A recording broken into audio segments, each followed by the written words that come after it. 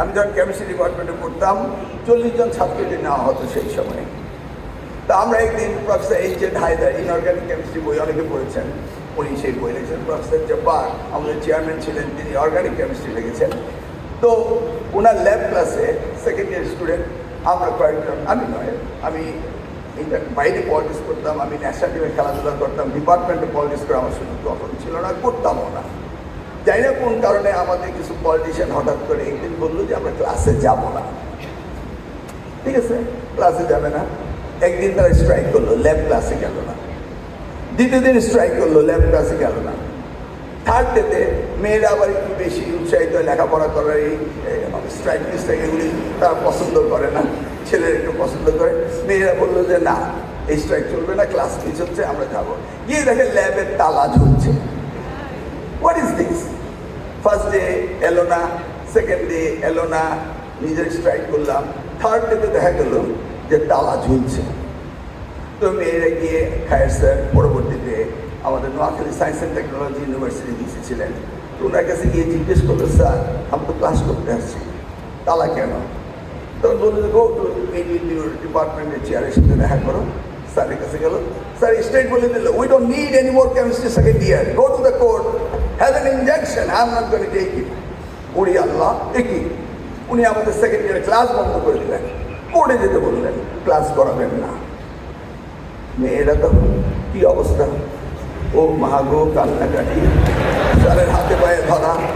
সে এক মেয়েরা তো অত্যন্ত নরম হয়, তারা স্যারকে একদম মনে হলো যে কেউ মারা গেছে, এইভাবে কান্না করে স্যারের মনটা কনভিন্স করলো, স্যারের ক্লাসে যেতে দিলেন।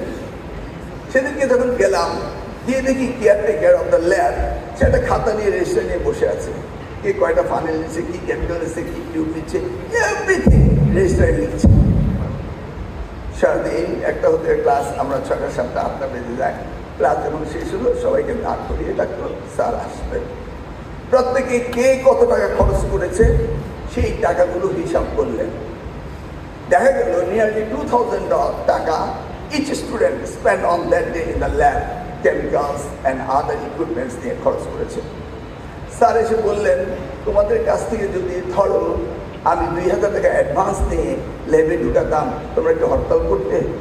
তোমরা তো বলতে, ও 1850 টাকা হয়েছে, আরও 150 টাকা বাকি রয়েছে, স্যার আগামী দিনে ক্রেডিট দিতে হবে, তা নাহলে আমি বাকিটুকু ক্লাস এখানেই করে যাবো। Am I right?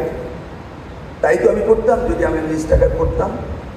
এক্স্যাক্টলি, আমি যখন বিদেশে গিয়ে লেখাপড়া করছি, নিজে রোজগার করছি, নিজে টিউশন ফি দিচ্ছি, কখনো ক্লাসে ফেল করি না, because I paid it and I want to earn it through my study.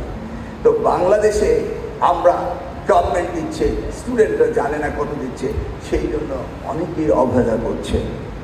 You must recognise, এটা বাংলাদেশের কৃষক শ্রমিক আপামর জনসাধারণের টাকা। এই টাকাকে আমাদের মূল্যায়ন করতেই হবে এবং we have to extract the benefit out of that, সেটা আমাদের করতে হবে। We don't have any alternate. Dear student, বাবা মায়ের নাম কতবার বলেছ, তাদের আশা ভরসার শেষ প্রাণ করা তোমরা। এখানেই তোমাদের তৃপ্তি, এখানে দেশের আশা, সেই আশাকে নিয়েই তো আজকে আমরা রাজনীতি করছি, সেই আশাকে নিয়েই তো আমরা আগামী দিনের বাংলাদেশ আমাদের প্রধানমন্ত্রীর নেতৃত্বে করার চেষ্টা করছি।